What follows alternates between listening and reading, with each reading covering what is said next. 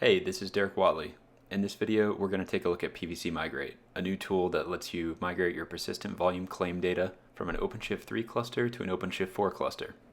PVC Migrate can be used in conjunction with CAM if you wish to move your persistent volume data over to your destination cluster before starting the CAM migration process. The first step in this process is going to be to create some persistent volume data that we'll be able to transfer over with PVC Migrate. Inside of Benchmark's data generator, there's a playbook that can generate 3 PVs, each with 1 GB of random data from dev urandom that we'll be able to copy over to our target cluster.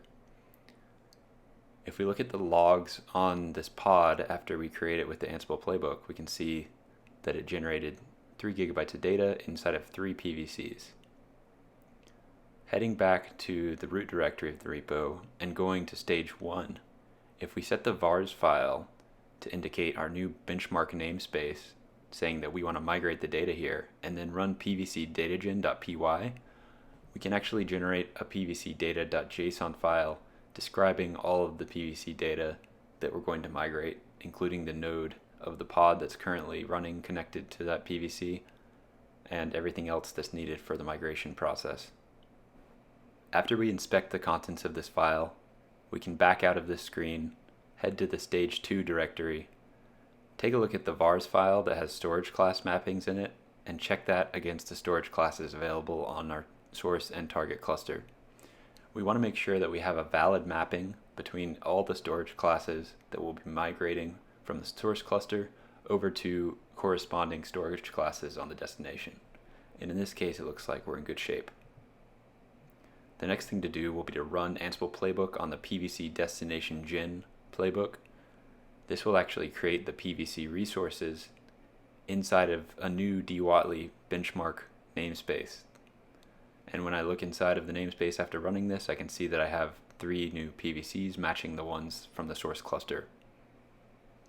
Finally, when we head to stage 3 and run the rsync playbook, we'll immediately see that steps are being taken to establish an encrypted tunnel between the source and target cluster.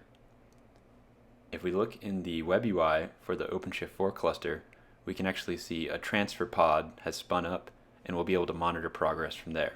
Behind the scenes here, a transfer pod has been created on the target cluster that has 2 containers, one container with rsync and one container with stunnel. The stunnel daemon that's running on the target cluster has been exposed via an OpenShift route, and this OpenShift route makes it possible for us to SSH into each node on the source cluster and then perform an rsync over that stunnel link directly into the transfer pod's mount points. And you can see here on the right hand side of the screen, each of the mount points that's connected to this transfer pod is filling up with data. Transfer pods are created on a per namespace basis, and they mount every PVC in the namespace. This way we're able to achieve some speed up by batching together jobs inside of one transfer pod without having to spin up a new pod for each PVC. When stage 3 finishes, we should have PVCs in our target cluster that have fully populated data, as long as the process was successful, as it was here. The final step in this case will be to run CAM in a no PVC migration mode. You can do this by editing the migration controller resource and swapping in the image that's listed in the PVC Migrate README.